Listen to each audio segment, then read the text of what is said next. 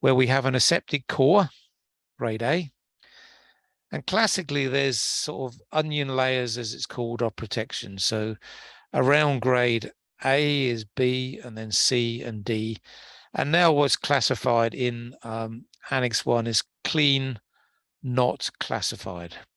So CNC areas as well form part of, and this is the step between getting into the GMP controlled zones, where it gives you that, clean, not classifies. We did ask about whether that was controlled, not classified, or clean, not classified. And the best term that came back was, it apparently was defined as clean, not classified, but then it sort of disappeared in various revisions.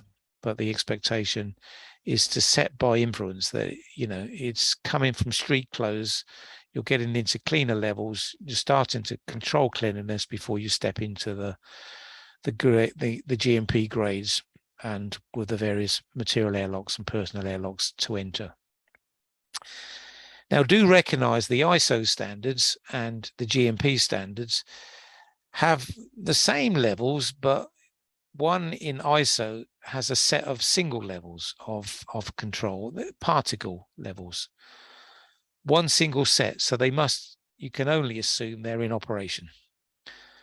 For grade D and C and B, there's at rest and in operation. So you get two levels of particle and microbial requirements.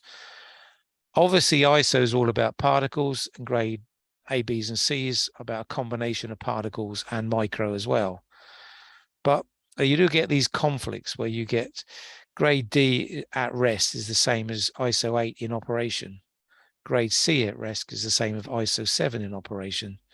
And grade C in operation is the same as ISO 8 in operation. So you can see how you do get that conflict. So it is better to start getting into grade A, Bs, and Cs and Ds and CNCs very early on in your specification.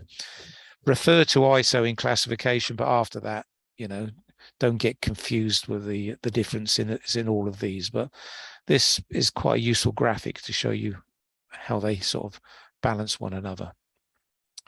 So here you get the ISO standard here, and they're one set of tables with a standard that's generic for all industries. The electronics may be interested in 0.1 micron particles. The two reference size particles in pharma are 0.5 and 5 micron. For classification, we're asked just to comply to 5 micron.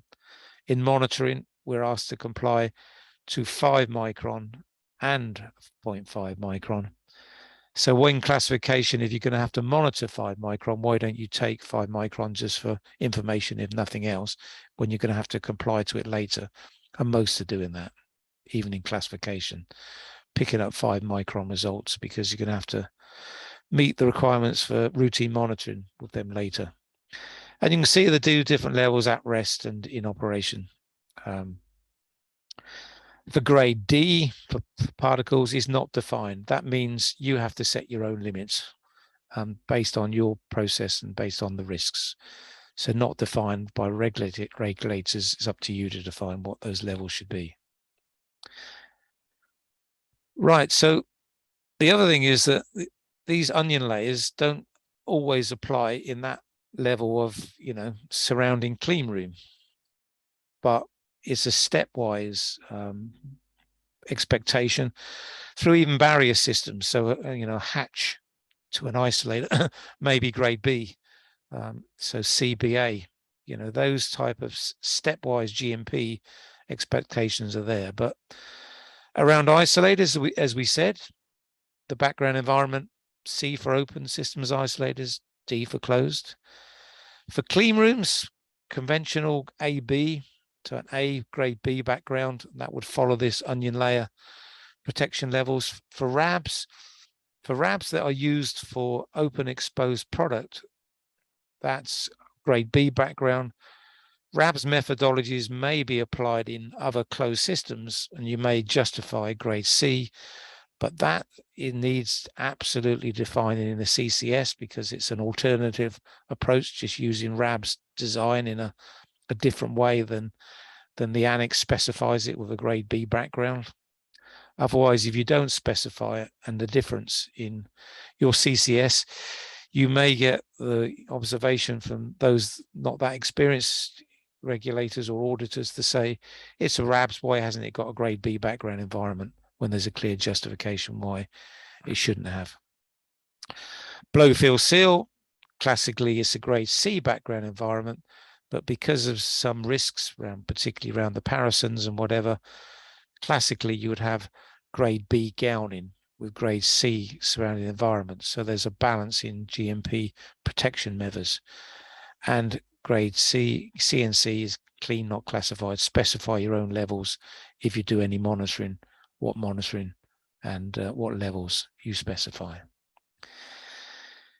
In the past, Annex 1 versions had less than 1 CFU. The reason why it said less than 1 CFU, because it was almost a nod to the fact that, disinfection and even VHP is not a sterilization process. So you can't say that there was, it's completely non-sterile environment. So that's why it said is less than 1 CFU. It was a nod to the fact where these environments weren't completely sterile. The challenge with that, and there was also this term in there about averaging in the previous 2008 version, that's all completely gone, because what some were doing with the averaging, they had 3 plates in a grade A environment. One had a CFU recovery, the other 2 had 0 CFU recovery. The average of the 3 plates was less than 1, so that they termed as was acceptable, and the regulators had seen that. It's not acceptable. It's now no growth on every single plate, and the averaging term has disappeared. The less than 1 CFU has disappeared. It's just no growth of CFUs. That means it's a challenge to those that then look at biocount methods when it says no growth, but do recognize that's embedded in a table of CFU measurements, so that correlation has to take place. And there are notes to alternative methods added to the tables that are in Annex 1 as well, which gives you that ability to apply other methods. Now, this is just the annex in another sort of way to show there's a stepwise reduction. For log reduction, you expected to have some disinfection programs at each material airlock, and to reduce from D down to C down to B, and the no entry sign, really you shouldn't have people going into the A space, and now it's 0 CFU or no growth.